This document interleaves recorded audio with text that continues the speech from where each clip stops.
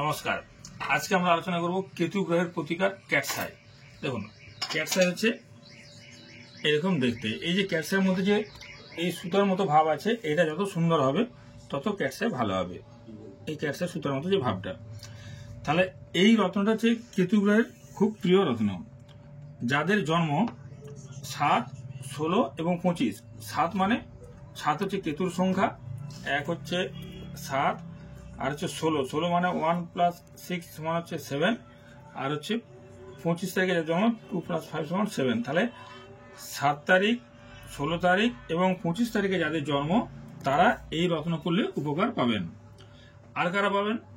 যাদের হাতে এইটা যে কেতু স্থান, এটা যাদের গর্ত আছে, নিচু আছে, তারা ক্যাটসাই বলে উপকার পাবেন। হস্তরেখা অনুযায়ী এই জায়গাটা হচ্ছে কেতু স্থান। এই জায়গাটা এটা হচ্ছে কেতু স্থান। এই যেটা যাদের গর্ত থাকবে, নিচু থাকবে, তারা কিন্তু উপকার পাবেন ক্যাটসাই পড়লে।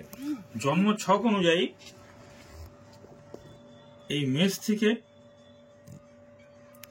এই মিনে কেতু ভালো ফল দেয়, ধনুতে ভালো ফল দেয়, বৃশ্চিকে ভালো ফল দেয়।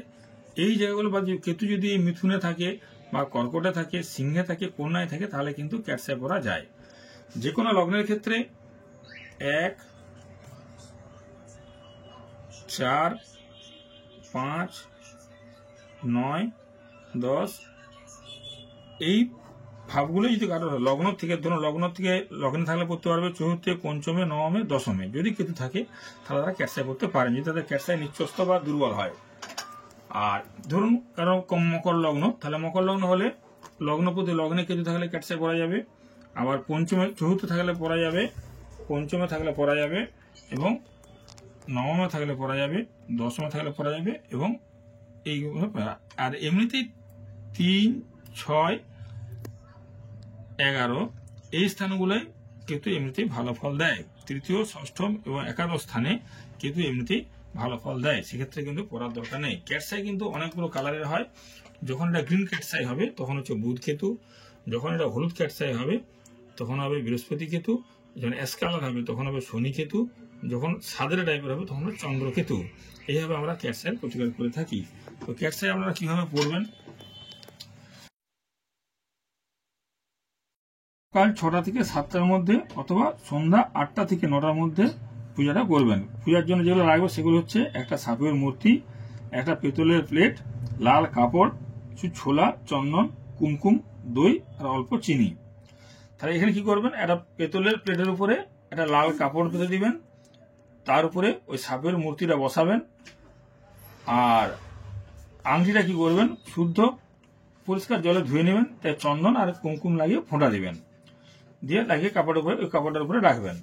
তারপর 108 বার কেতুর মন্ত্র ওম ক্লিং কেতবে নম, এটা 108 বার বলবেন। ওম ক্লিং কেতবে নম 108 বার বলবেন। তারপর যা প্রসাদ থাকবে, দই আর চিনি, তা গরিব মানুষের মধ্যে দান করে দিবেন।